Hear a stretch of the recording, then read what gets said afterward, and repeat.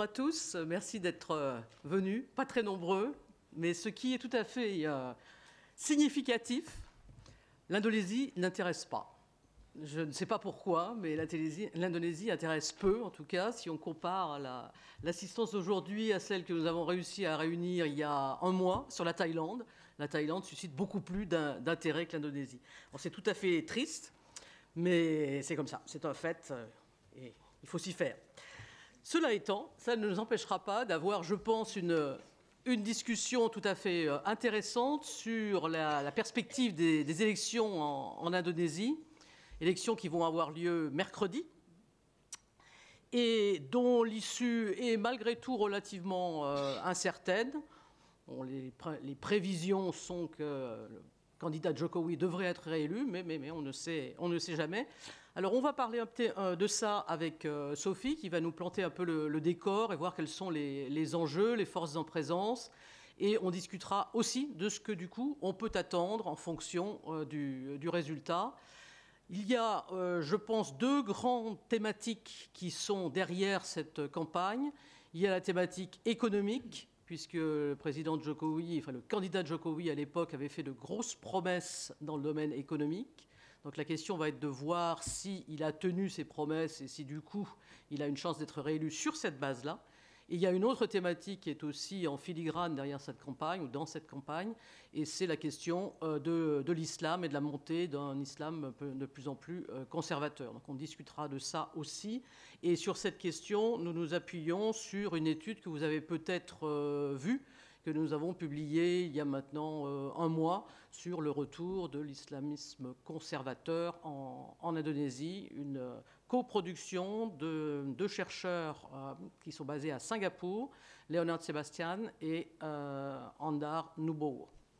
Voilà, maintenant je passe la parole donc, dans un premier temps à Sophie Boisseau du Rocher, donc notre chercheur Asie du Sud-Est, maison que vous connaissez tous, et ensuite réagira à ces propos Madame Corinne Breuzé, qui a été notre ambassadeur à Jakarta jusqu'à il y a 2 ans. Oui, jusqu'à octobre 2016. Voilà, octobre 2016. Donc les souvenirs sont encore frais, je pense. De ce qu'elle m'a confié, ça a été 4 années de frustration, justement, du fait du manque d'intérêt de la communauté française pour l'Indonésie, et donc la difficulté que l'on a à mobiliser autour de ce thème. J'espère qu'à l'issue de cette discussion, eh bien, vous serez beaucoup plus convaincus encore, mais j'imagine que vous l'êtes déjà si vous êtes là, de l'intérêt de l'Indonésie. Donc j'espère que vous saurez diffuser le message autour de vous, afin que la prochaine fois, il y ait un peu plus de monde. Donc Sophie, je ne sais pas, une demi-heure d'explication sur les enjeux de ces élections, et puis on ouvrira après les réactions à la discussion. Très bien. Merci Françoise. Effectivement, des élections qui ont lieu mercredi, c'est un scrutin important parce que ce n'est pas seulement un scrutin présidentiel. Je dirais le scrutin présidentiel absorbe toute l'attention des médias, mais il y a également des législatives, 575 membres du Parlement à élire, et puis également des assemblées locales. Donc, au final, on a 20 000 sièges qui vont être à pourvoir pour 545 000 candidats. Donc, un scrutin important. C'est la première fois qu'il y a cette accumulation de scrutins, je dirais, en Indonésie. Et à double titre, ce scrutin nous paraît important.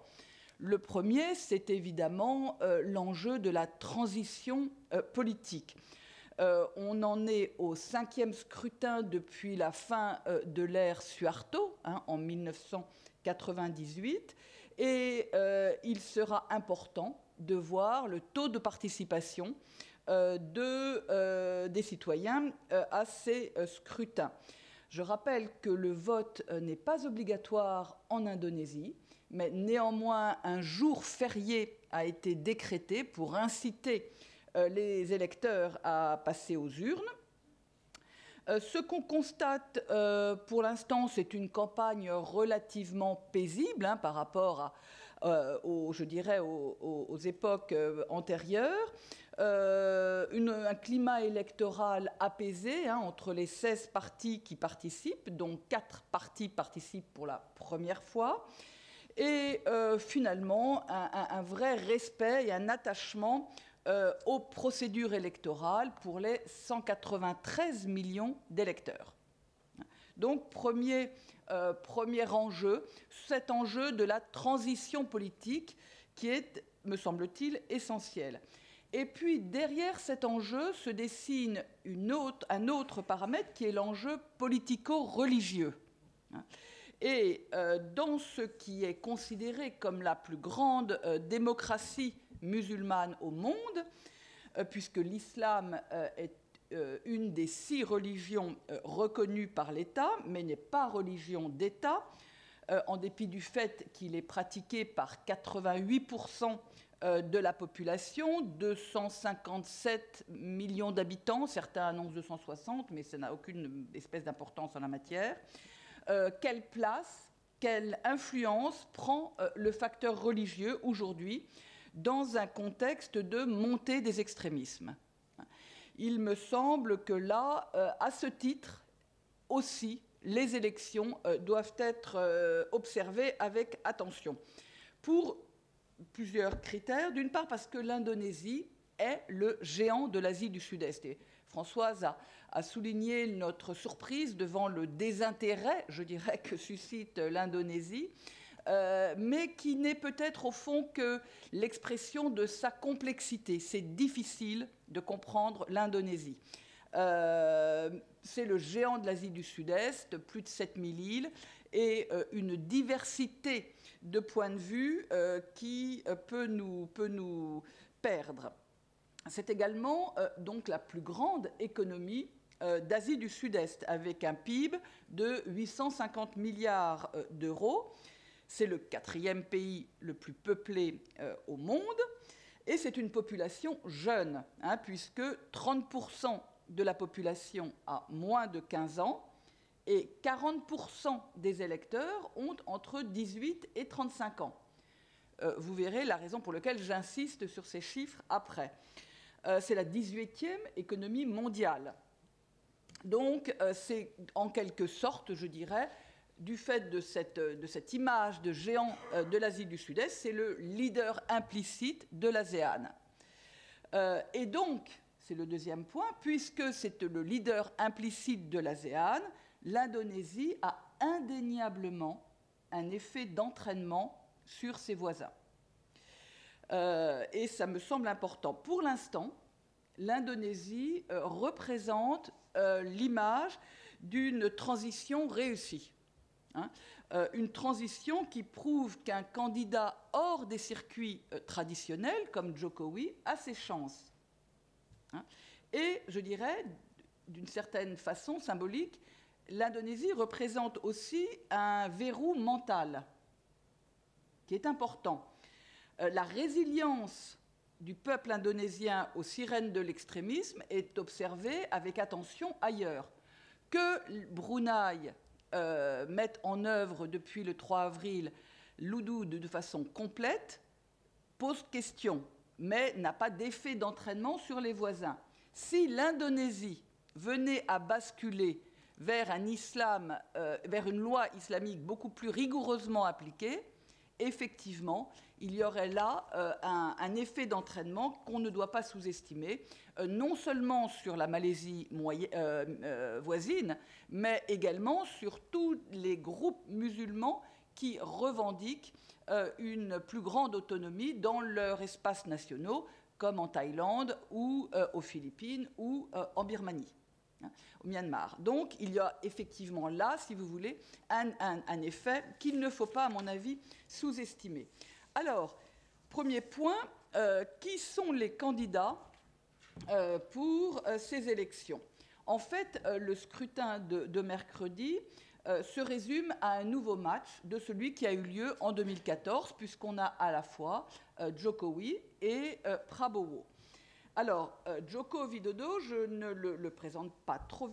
Enfin, c'est le président sortant. Il est membre, mais pas dirigeant, du Parti démocratique indonésien de lutte, le PDIP.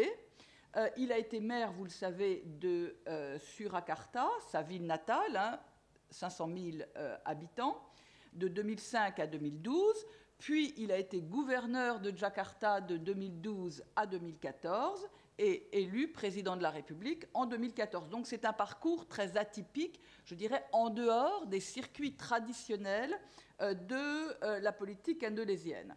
Selon, je dirais, les critères, les canons politiques traditionnels, il n'aurait pas dû assumer les fonctions suprêmes. Donc il a représenté, je dirais, un appel d'air qui a fait du bien aux Indonésiens. Il y a vraiment eu un effet relâchement, je dirais, qui a été très bien accueilli.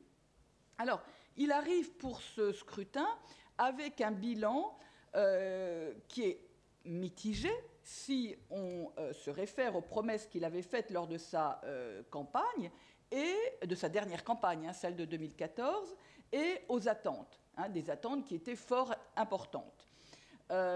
Il avait bâti son programme Nawacita autour de 9 objectifs pour le développement de l'Indonésie, l'amélioration de sa compétitivité, l'affermissement de sa souveraineté économique et la transformation des mentalités. Donc son objectif, c'était de secouer les inerties indonésiennes que tous ceux qui ont approché l'Indonésie connaissent bien et les pesanteurs bureaucratiques. On va voir comment cette vision a finalement relativement mal résisté à l'épreuve du pouvoir. Il a également eu pour ambition de lutter contre la corruption avec une commission pour l'éradication de la corruption, KPK, qui a été mise en place et qui a été relativement efficace. Alors, schématiquement, moi je trouve qu'il y a eu de gros progrès sur l'ensemble des domaines identifiés, mais des petits progrès. C'est-à-dire que ces progrès ont été de mettre la machine en marche. Il faut bien avoir à l'esprit que cette machine est quasiment ingérable. Et donc, par rapport à cette inertie indonésienne, les progrès qui ont été faits montrent qu'une dynamique a été mise en place. En outre, Jokowi a été confronté à une succession de catastrophes naturelles qui ont aussi ralenti la mise en œuvre de son programme. Alors, les progrès qu'on peut noter. D'une part, les infrastructures. Quiconque a voyagé en Indonésie connaît la vétusté des infrastructures. Aujourd'hui, c'est 20% du budget de l'État. Et ce sont surtout des projets globaux, c'est-à-dire qui touchent l'ensemble de l'archipel. C'est-à-dire qu'il ne s'agit plus de construire une route ou de réparer une route ici ou là, c'est vraiment d'avoir une circulation efficace sur l'ensemble de l'archipel, un réseau opérationnel. Et puis que les villes soient des espaces de circulation à peu près corrects. Là aussi, ça paraît tout simple, mais quand vous allez à Jakarta, vous appréciez aujourd'hui la mise en place de couloirs spécifiques pour les bus et depuis quelques semaines, moi je ne l'ai pas encore fréquenté, mais du métro de Jakarta qui a été ouvert en janvier, je crois, 2019. Donc, il y a là, si vous voulez, des facteurs quand même d'amélioration qui sont directement ressentis par la population. Deuxième axe de développement, le développement touristique, qui représente aujourd'hui quand même 6% du PIB. Donc ce n'est pas négligeable, avec véritablement des points identifiés. Java, autour de Borobudur, le lac Toba à Sumatra, les Moluques, etc., le Nord Sulawesi. Mais ce qui est intéressant, c'est que ce tourisme, ce secteur touristique, qui représente quand même 13% des rentrées des devises du pays, est surtout perçu comme une contribution effective pour réduire les inégalités entre provinces, d'une part, et entre villes et provinces, d'autre part. Donc il y a évidemment un objectif, je dirais, d'unification nationale et puis de réduction des inégalités. Troisième axe, les villages. Et là aussi, c'est un point important puisque Jokowi prend pour unité de base du développement les villages et les PME, c'est-à-dire de produire localement pour réduire les importations. C'est un point important parce que, évidemment, ce nationalisme économique, et Françoise en parlera plus tard, est un axe qui est largement mis en avant dans le programme de Prabowo. Et il est nécessaire que sur certains secteurs, comme l'approvisionnement en matières premières agricoles, l'Indonésie essaie d'être autosuffisante. Et donc, pour être autosuffisante, il faut motiver les agriculteurs. Et un point qui n'est jamais mis en avant, et ça me surprend toujours quand on parle de Jokowi, parce que systématiquement on dit que son bilan est insuffisant, mais c'est la réforme agraire. Jokowi a véritablement mis en route une réforme agraire. En 2017, 500 millions de titres juridiques ont été légalisés. En 2018, on en est à 7 millions et il est prévu que 9 millions soient réalisés en 2019, ce qui signifie qu'on réduit la précarité rurale et qu'on motive les agriculteurs à produire et à vendre. Ça paraît stupide, mais c'est un énorme pas en avant. Le transport maritime, on en a parlé rapidement dans les infrastructures. L'objectif de Jokowi est d'être une puissance maritime en 2025. C'est effectivement un objectif, je dirais, peut-être ambitieux, mais c'est un point essentiel dans son programme, avec sa vision maritime, de valoriser sa vision maritime. À ce titre, l'Indonésie a pris le lead pour la vision indo-pacifique de l'ASEAN, pour vraiment valoriser son positionnement d'interface entre l'océan Indien et l'océan Pacifique. Valoriser également les partenariats extérieurs en attirant les IDE avec une simplification administrative et bureaucratique. Je laisse Françoise en parler. Et finalement, je dirais, si on devait résumer l'ensemble de ce programme, c'est vraiment, d'une part, de réduire les inégalités. Je rappelle que quand même encore 30 millions d'Indonésiens vivent sous le seuil de pauvreté, de réduire les inégalités et de préserver la diversité dans l'unité, qui est donc le slogan, le motto de l'Indonésie, c'est-à-dire préserver le Pancasila. Alors, en dépit de ce qu'il avait annoncé, c'est-à-dire 7%, la croissance s'est limitée à tourner autour de 5% pendant le premier mandat de Jokowi. Ça lui a quand même permis d'augmenter le salaire minimum. Ça lui a permis de réaliser certaines avancées sociales avec des programmes dédiés aux plus pauvres et aux plus démunis, notamment le programme de l'espoir familial, l'assistance alimentaire ou des bourses pour l'éducation. Là aussi, on sous-estime toujours les effets de cette politique sociale. Et d'ailleurs, dans son programme, aujourd'hui, Jokowi met en avant 3 nouvelles cartes.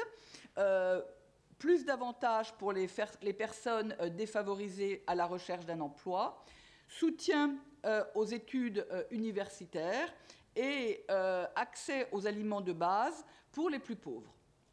Donc il y a véritablement, je dirais, un programme social de Jokowi. Alors les inquiétudes, François en parlera, je ne m'arrête pas, la dette extérieure, le déficit commercial, la chute de la roupie, et plus grave, parce que ça aura un lien avec ce que je dirai par la suite, le processus de désindustrialisation qu'on observe quand même en Indonésie.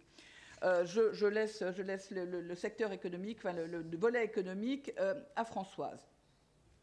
Alors, voilà, donc Ça, c'est pour je dirais, son programme large. Au plan économique, il a vraiment fait preuve de qualité de tacticien. On a évoqué le tournant autoritaire de Jokowi. Moi, je suis toujours fort énervée quand je suis questionnée par des journalistes qui m'interrogent sur le tournant autoritaire de Jokowi, parce qu'il me semble quand même que ce terme est largement exagéré et qu'à gouverner le pays ingouvernable qu'est l'Indonésie, il ne ferait pas mieux.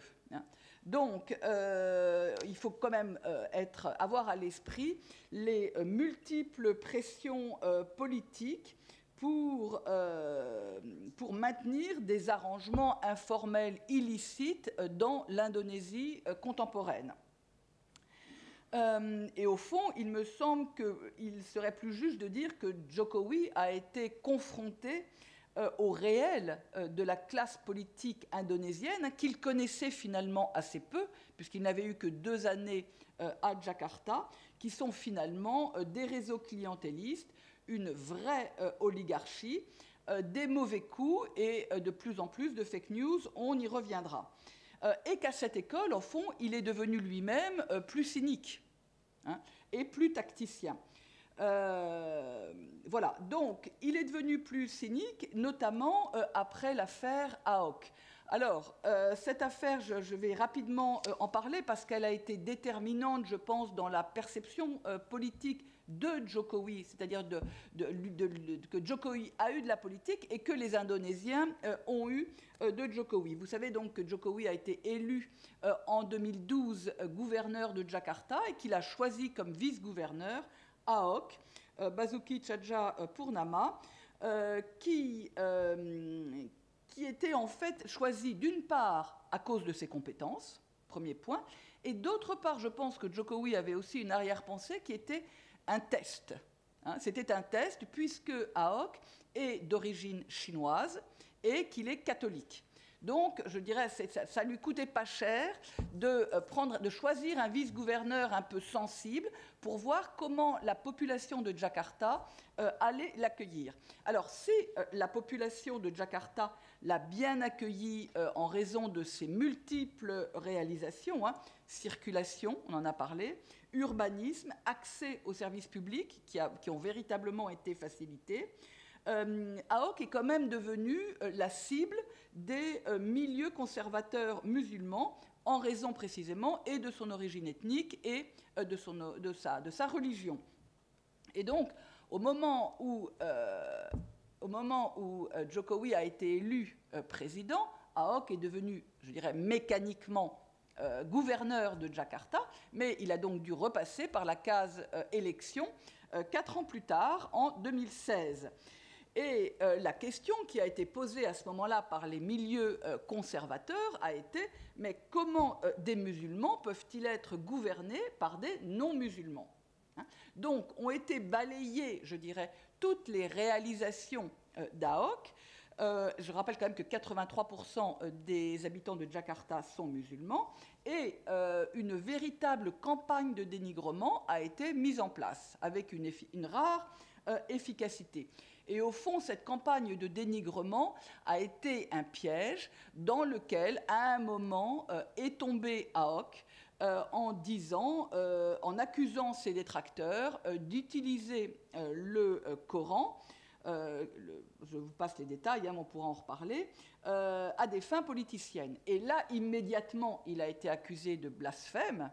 Et en dépit du fait qu'il ait proféré des excuses publiques, il a été poursuivi et les milieux conservateurs ont organisé des manifestations magistrales dans Jakarta et ont activé les réseaux sociaux qui font qu'au terme de ces manifestations, AOC a évidemment été battu, hein, et largement, puisqu'il n'a gagné que 42% des suffrages, et il a été surtout condamné en mai 2017 à 2 ans de prison pour blasphème, assorti de son incarcération immédiate. Il vient d'ailleurs tout juste de sortir de prison.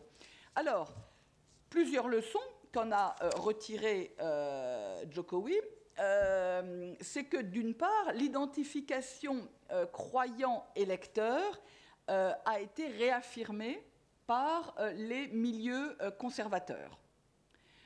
Deuxième leçon, c'est la capacité de mobilisation des organisations conservatrices, qui ont été promptes à utiliser tous les moyens à leur disposition, y compris des fake news, par exemple en disant que Pékin allait intervenir et perpétrer des attaques biologiques en Indonésie pour venger AOC, accusation que l'ambassade de Chine a dû démentir publiquement.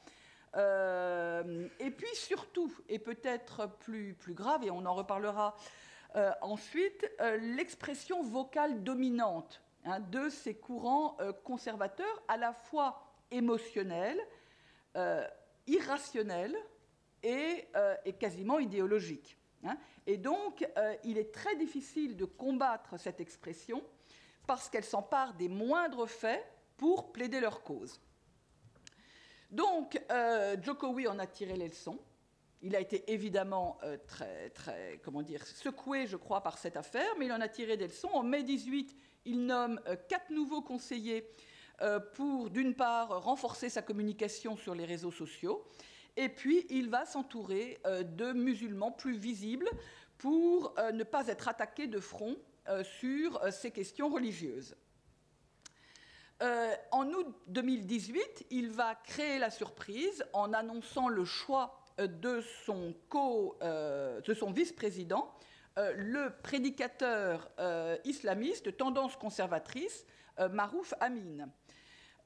Au fond, son objectif, c'est vraiment de rassurer l'électorat musulman conservateur. Je rappelle quand même que Maruf Amin avait contribué aux accusations de blasphème contre AOC, donc il a véritablement tourné le dos, je dirais, à cet épisode AOC pour prendre en considération cette expression de l'islam conservateur. Mais son objectif, évidemment, est de ne pas laisser ce terrain hypersensible de l'islam politique à ses seuls opposants. Parce que, évidemment, cette fronde a fourni l'opportunité aux partis musulmans d'un resserrement, alors que jusqu'ici, ils étaient restés divisés dans le champ politique indonésien. Maruf Amin, donc 75 ans, président du MUI, le Conseil des oulémas, la plus haute instance religieuse en Indonésie, qui regroupe les plus grandes organisations religieuses de l'archipel, dont les 2 plus importantes, la Nahdlatul Ulama et la Muhammadiyah. C'est le MUI qui émet les fatwas et recommande l'émission de certificats halal. Et on l'a dit, il est tendance conservatrice. 2015, fatwa pour punir les relations homosexuelles, fatwa pour le blasphème, etc., etc. Et donc, il vise également les minorités chinoises, les minorités chrétiennes ou les autres minorités, on y reviendra, musulmanes qui ne correspondent pas à la tendance majoritaire, la tendance sunnite. Donc il s'agit d'un choix tactique pour Jokowi, et non pas d'un choix de conviction. Ce n'était d'ailleurs pas son choix personnel. Il avait un autre choix qui était un juge de la Cour constitutionnelle qu'on pensait qu'il allait choisir, mais évidemment, en termes de voix, cela n'aurait pas été aussi rentable. En phase 2, Prabowo et l'ex-vice-gouverneur de Jakarta, Sandiaga Uno, qui est un homme d'affaires. Alors, Prabowo, c'est quelqu'un qui est connu en Indonésie, d'abord parce qu'il s'est présenté déjà en 2014, mais il était connu bien avant Jokowi, je dirais presque même avant que Jokowi ne naisse. Il a 68 ans. C'est un ancien militaire. Il est aujourd'hui président du parti Gerindra, le parti nationaliste du mouvement de la Grande Indonésie. Il a été général dans l'armée indonésienne, et un général aux agissements controversés, notamment pendant la période Suharto, hein, dont il était le gendre. C'était l'ex-commandant des Kopassus. Les Kopassus, ce sont les forces spéciales de l'armée de terre indonésienne. À ce titre, il a participé à l'invasion de Timor oriental en 1975 et perpétré quelques exactions qui lui ont été fortement reprochées. Il a également reconnu sa responsabilité dans des enlèvements de militants pro-démocratie et lors des manifestations estudiantines en 97-98 contre Suharto. Il n'a jamais été néanmoins traduit en justice. Donc en fait, c'est une espèce de fantôme récurrent de l'ère Suharto, mais une ère que certains nostalgiques n'hésitent pas aujourd'hui à réhabiliter. Les mots d'ordre de Prabowo, c'est Kedaulatan, ça veut dire la souveraineté et la sécurité nationale. Hein. Donc le parti de la Grande Indonésie, il a repris le slogan de Trump, Make Indonesia Great Again. Donc ça veut dire chasser les étrangers, hein, qui pillent les richesses nationales et rendre les Indonésiens fiers de leur pays. Alors, ce relent nationaliste pourrait utiliser des mécanismes populistes pour je dirais, gagner des voix. Usage immodéré des réseaux sociaux auprès des jeunes, auprès des plus vulnérables, au point que le ministère de l'Information a été obligé de créer une task force pour chasser les infox, des discours quand même relativement haineux, et des discours très, très connotés sur le plan religieux. Il connaît parfaitement, ça fait quand même, je dirais, plus de 50 ans qu'il circule dans ces réseaux, il connaît parfaitement les réseaux clientélistes à Jakarta, et il n'a aucun scrupule à les utiliser. Il sait bien que c'est aujourd'hui sa dernière chance, et donc tout est mis en place pour essayer de remporter ce scrutin. Et il reste évidemment relativement proche des milieux militaires, quand l'armée conserve quand même un rôle important dans les jeux politiques indonésiens. Ce qui est inquiétant, c'est que Prabowo est relativement éloigné des modalités et des enjeux de la réforme qui s'est engagée en Indonésie depuis 10 ans. Et donc, des pas en arrière pourraient être tout à fait envisageables. Son discours est vraiment un discours de dénigrement de Jokowi, mais à peu près similaire à celui que Trump a fait avec le président Obama. Et il s'oppose, si vous voulez, à la vision ouverte et libérale, multiconfessionnelle de l'Indonésie. Il a choisi comme colistier Sandiaga Uno. Sandiaga Uno était le vice-gouverneur de Jakarta. C'est un homme d'affaires. Hein. Il a fait fortune dans le secteur minier. On sait que le secteur minier, qui est donc un secteur des matières premières, bénéficie toujours d'une caution politique importante. Il traîne derrière lui une réputation sulfureuse de scandales financiers. Il est évidemment très riche. Hein. Forbes le classe dans les 30 premières fortunes indonésiennes. Et c'est celui qui a décidé de consacrer 30% de sa fortune à cette campagne. Et au fond, c'est un homme néanmoins qui est un charmeur. Hein. Il a un beau sourire et il a une empathie qui est similaire à celle de Jokowi. Donc, si vous voulez, alors que Prabowo a un visage beaucoup plus fermé et beaucoup moins agréable, il compense avec le charisme réel de Sandiaga Uno. Le binôme joue à fond la carte de l'économie islamique. Ils visitent énormément d'écoles coraniques et ils attisent la corde du nationalisme religieux conservateur. Au fond, et c'est ça que vous devez retenir, Sandiaga Uno n'a pas pour horizon 2019, mais 2024. Et c'est là-dessus que je terminerai cette première partie. Il n'a pas vraiment d'expérience politique, hein, cela ne fait qu'un an et demi qu'il est vice-gouverneur de Jakarta, donc c'est de se faire ses armes et de se présenter probablement en 2024. Aujourd'hui, les sondages donnent, à quelques jours, 2 jours du scrutin, je crois qu'il y a le dernier débat ce soir, donne le tandem Jokowi-Maruf Amin gagnant. Mais néanmoins, ce qu'on a constaté depuis le début de la campagne, c'est que le tandem Prabowo-Sandiaga Uno remonte dans les sondages. Ce que je voudrais dire pour terminer, c'est avancer un peu cette question de l'islam conservateur en Indonésie, pour que vraiment vous preniez la mesure des enjeux. Le président Suharto, au début et donc je voudrais développer pendant 5-10 minutes, le président Suharto, au début des années 90, a été plus contesté, et donc pour, calmer la contestation, a ouvert la boîte de Pandore en donnant la parole aux tenants d'une interprétation plus conservatrice des textes sacrés.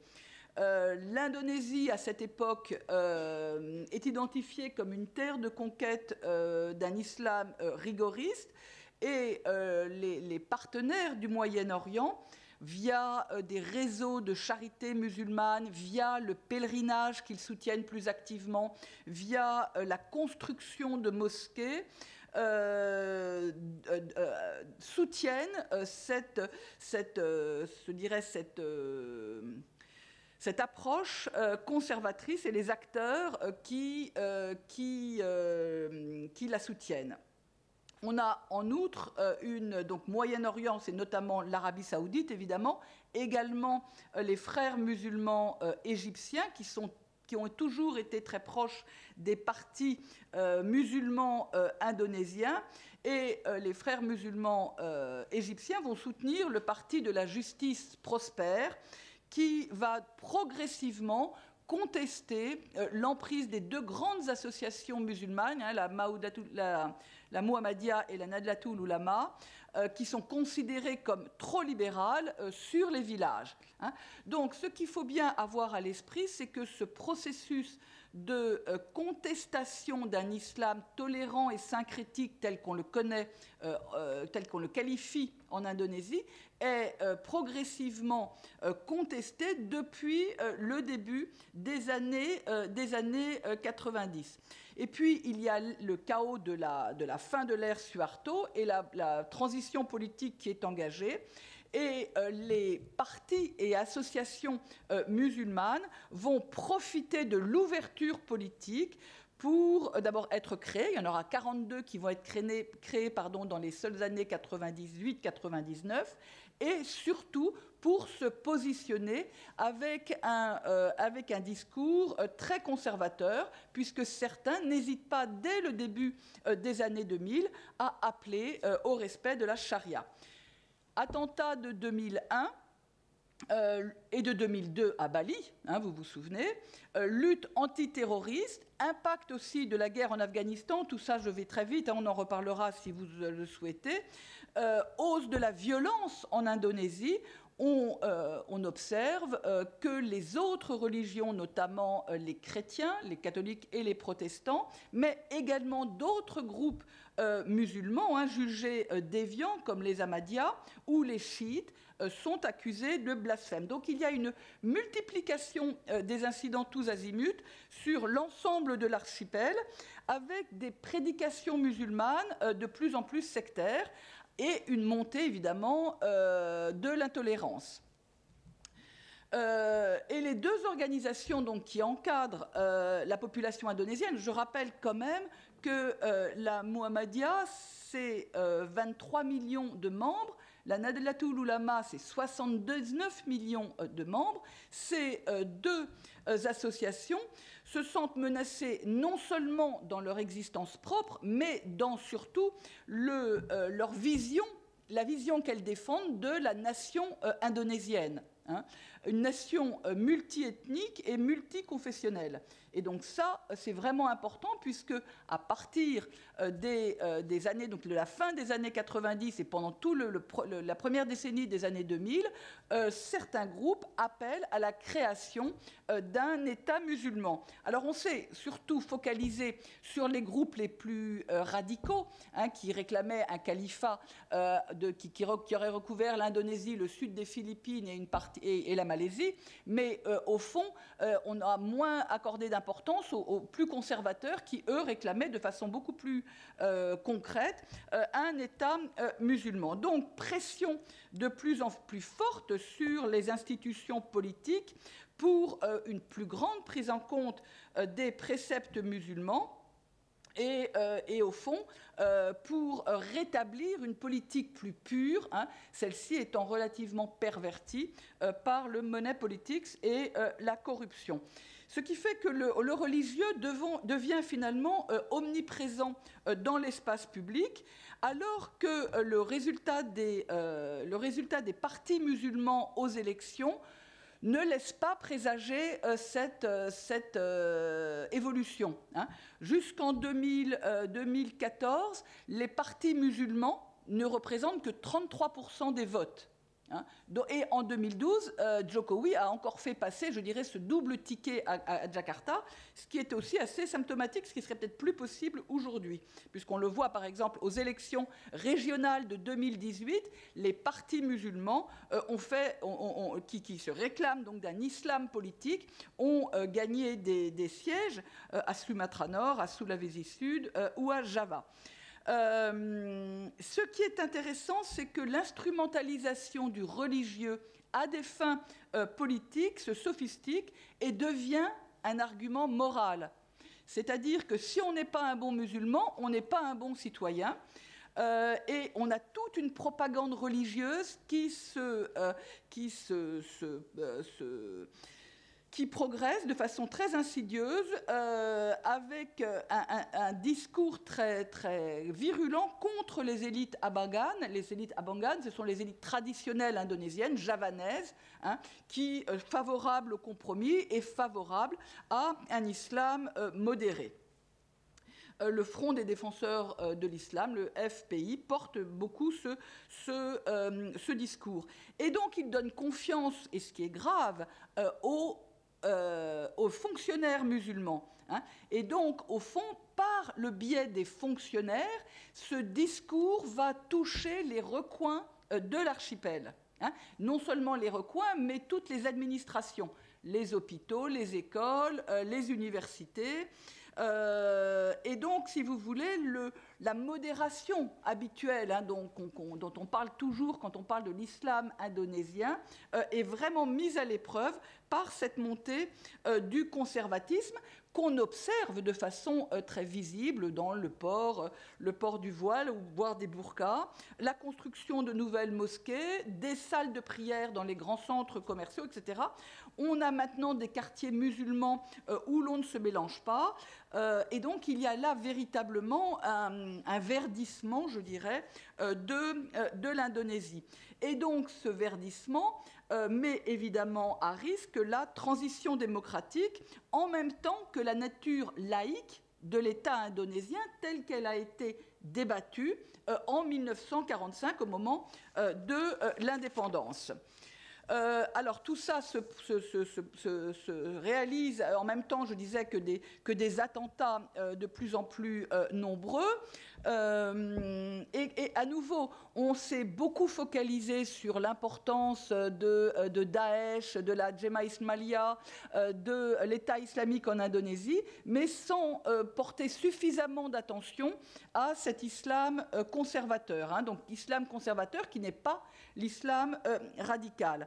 Et finalement, ce dont on va se rendre compte, c'est que les mouvements les plus conservateurs vont utiliser les élections comme une solution attendue pour progresser. Et utiliser donc les élections comme des opportunités offertes pour faire connaître via des plateformes électorales leurs revendications.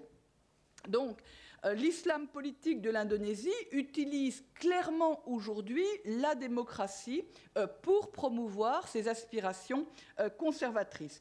Et ce faisant, ces partis obligent toutes les formations politiques à intégrer le religieux dans leur programme. Et c'est pour ça c'est comme ça qu'on explique le choix de Jokowi.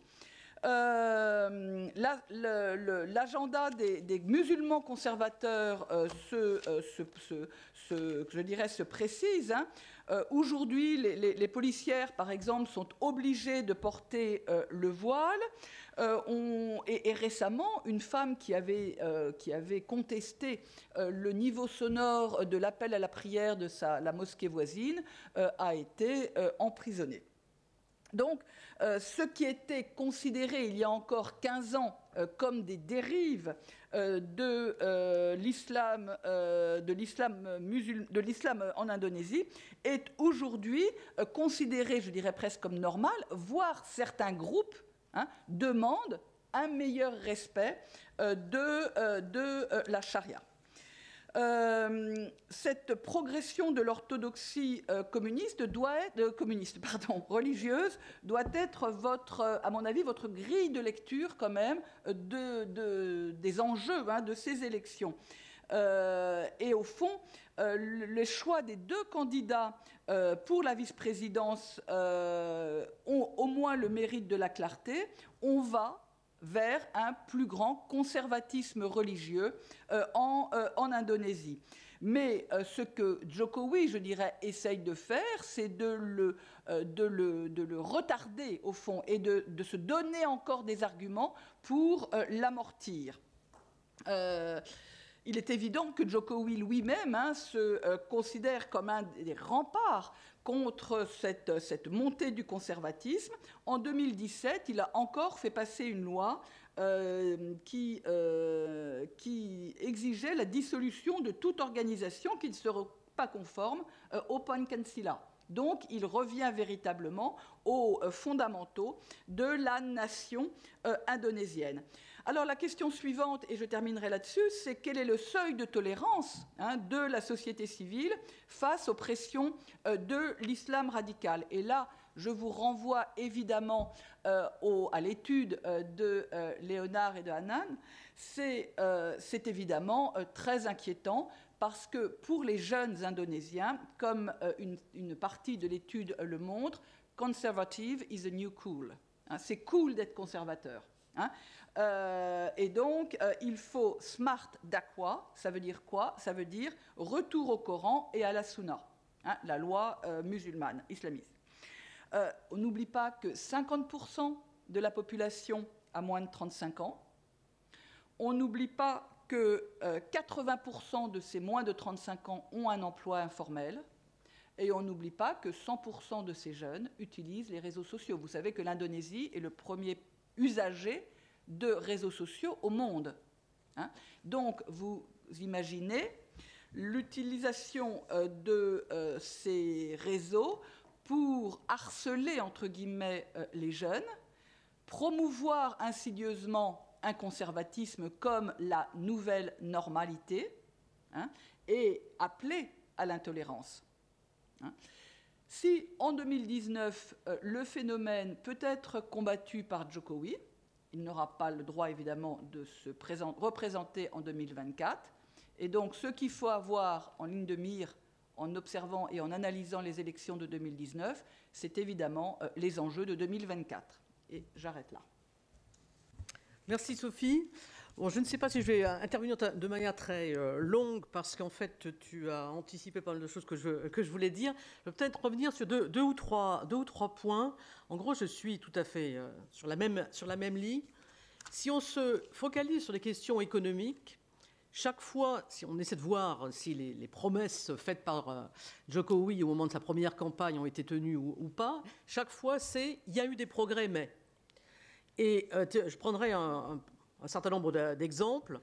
Typiquement sur l'aspect infrastructure. Effectivement, je suis d'accord avec ce que tu as dit. Oui, il y a eu des progrès de fait. Oui, il y a eu des chantiers de lancés. Oui, maintenant, il y a un métro qui fonctionne à Jakarta, même si effectivement, je ne l'ai pas vu non plus.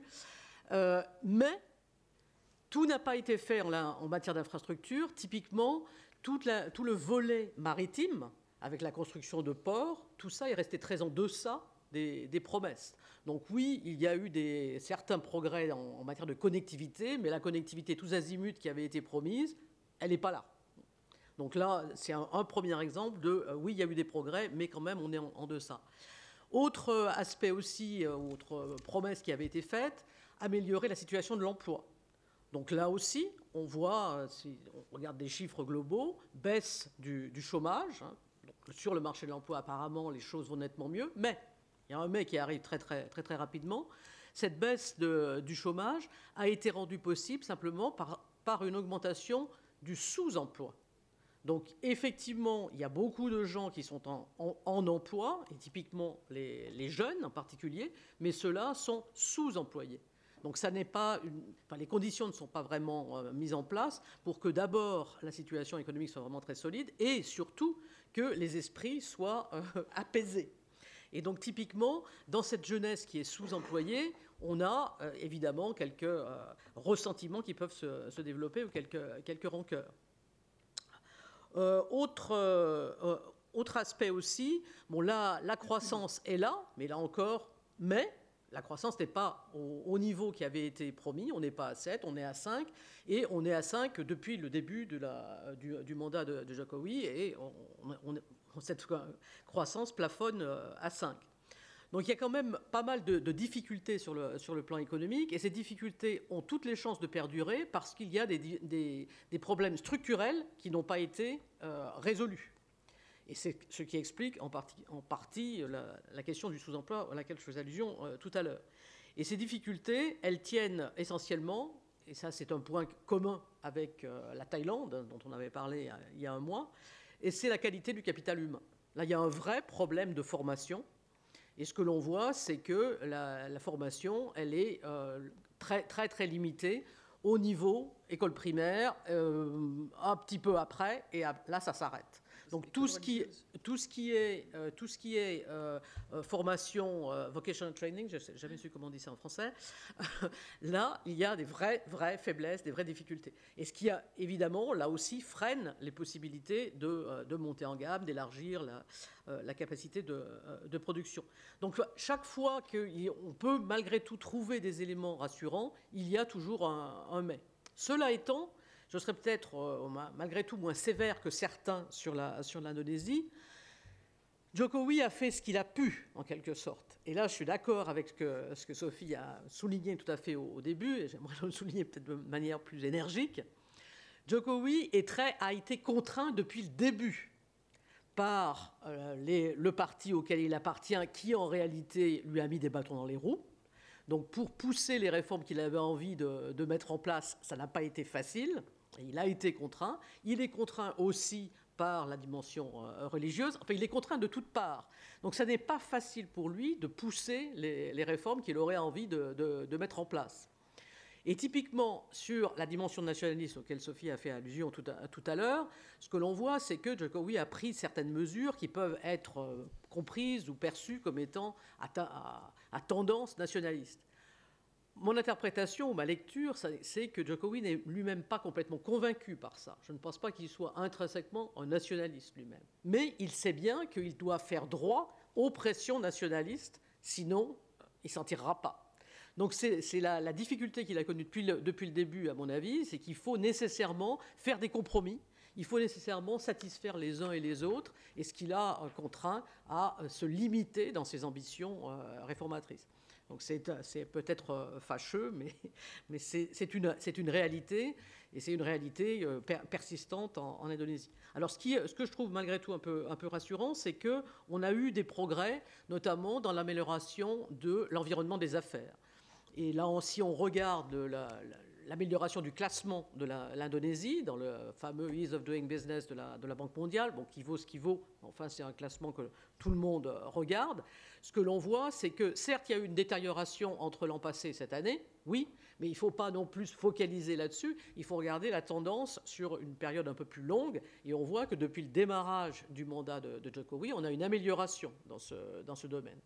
Donc là, on a quand même des progrès qui ont été faits avec des réglementations qui sont peut-être un peu moins des entraves que par le passé. Donc il y a quand même des éléments de progrès, même si chaque fois, il y a un petit bémol à apporter assez systématiquement. Donc je m'en tiendrai là. On peut revenir sur certains points plus précis, mais je veux quand même laisser la parole à Madame Brezé, qui a été patiente et qui voudrait réagir, je pense, notamment à la présentation de Sophie. Donc Madame Brezé, allez-y, avant qu'on ouvre la discussion. Oui, merci beaucoup. Je ne veux pas être trop longue, donc je ne vais pas faire surtout pas un exposé, mais effectivement réagir à quelques éléments, même si je suis globalement assez d'accord avec ce qui a été dit précédemment. Je voudrais juste apporter quelques petits ajustements. Vous avez fort justement souligné la complexité de l'Indonésie. Et quand j'étais ambassadeur, je me plaisais souvent à expliquer la taille de l'Indonésie, parce que ce n'est pas 7000 îles, c'est 17 000 îles. Qui a quand même des populations extrêmement variées, entre la population de Aceh extrêmement musulmane, où je rappelle qu'on applique la charia de façon tout à fait légale, la population de Flores qui est chrétienne, ou la population de la partie ouest de Timor qui est déjà en Océanie. Donc il faut voir que l'Indonésie, c'est sur 2 régions du monde, à la fois sur le sud-est asiatique et aussi sur l'Océanie. Vous avez évoqué les nombreuses ethnies, les nombreuses religions.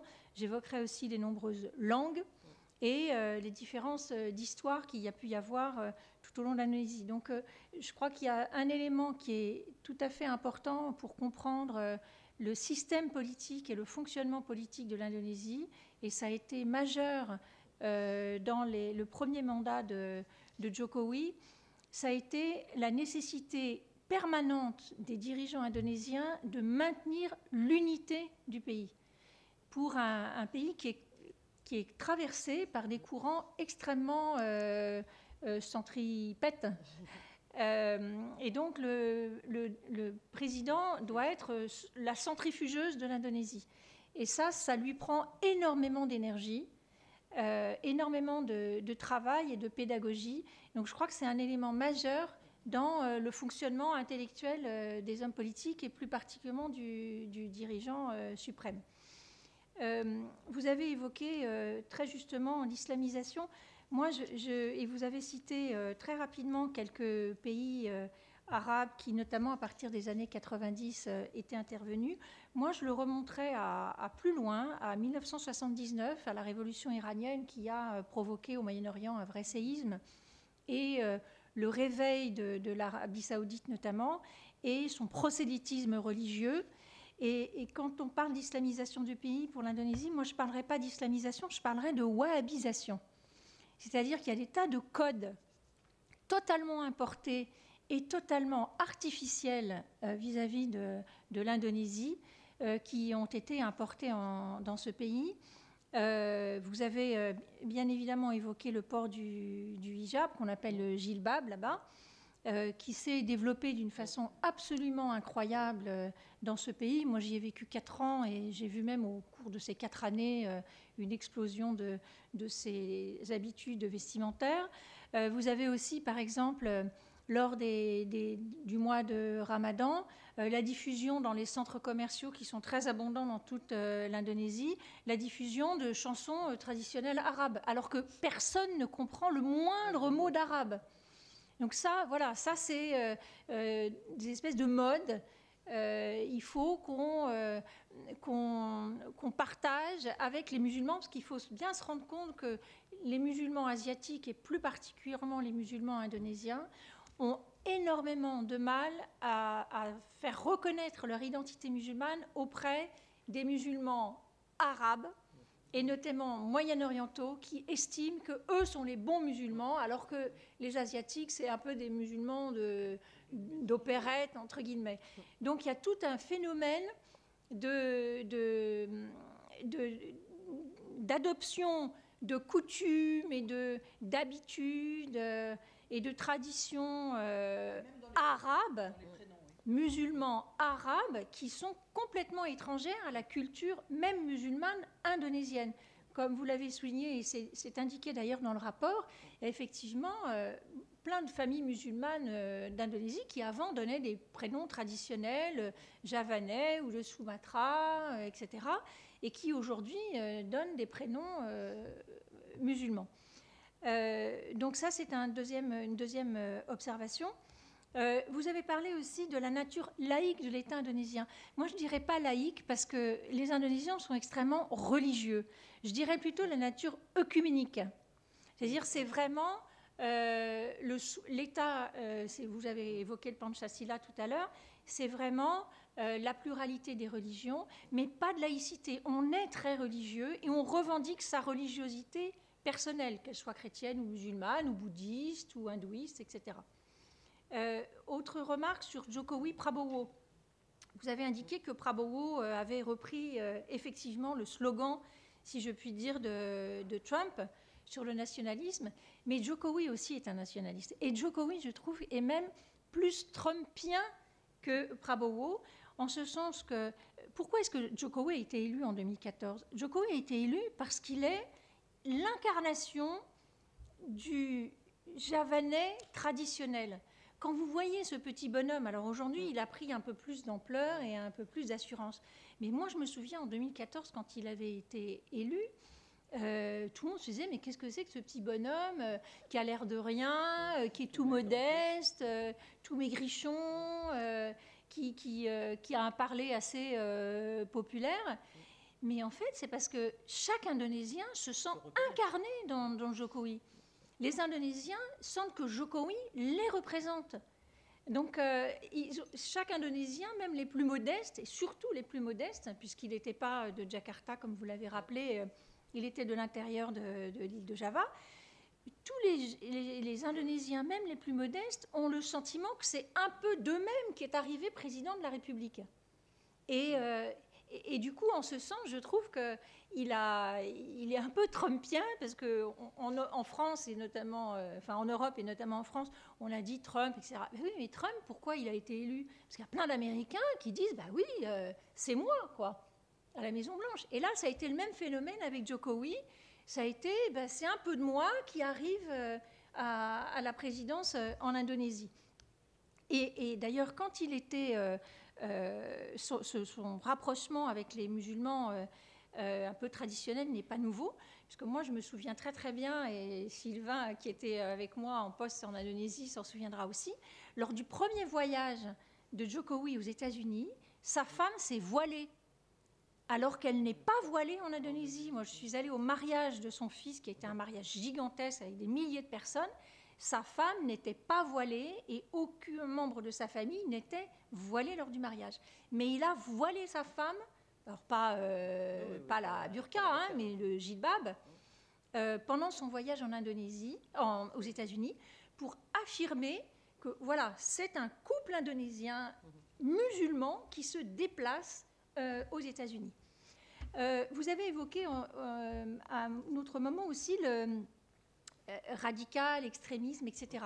Alors, c'est vrai qu'il y a une wahhabisation que j'ai indiquée de la société musulmane, mais ce n'est pas pour autant qu'il y a une adhésion à l'extrémisme et à la radicalité. Et, non, mais je vous l'avais dit, et là, vraiment, je confirme, parce qu'il y a eu évidemment des mouvements radicaux, il y a eu évidemment, vous avez rappelé les attentats de 2000-2001, mais les attentats, on en a encore eu en Indonésie.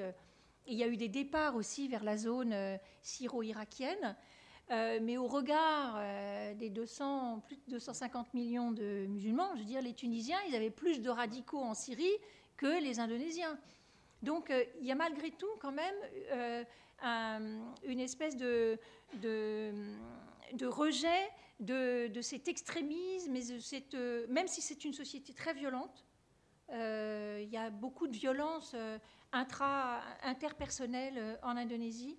Malgré tout, il y a quand même une non-adhésion à l'extrémisme et à la radicalité qui peuvent être représentés par ces groupes extrêmement violents, qui, là aussi, comme vous l'avez rappelé, utilisent énormément les réseaux sociaux et ont beaucoup d'influence sur des jeunes. Et on a vu, quand j'étais en Indonésie, des petits films réalisés de façon un peu amateur par des extrémistes qui se filmaient sur des îles, dans des endroits assez reculés, en train de faire des manœuvres, notamment d'arts martiaux, etc., pour aller combattre.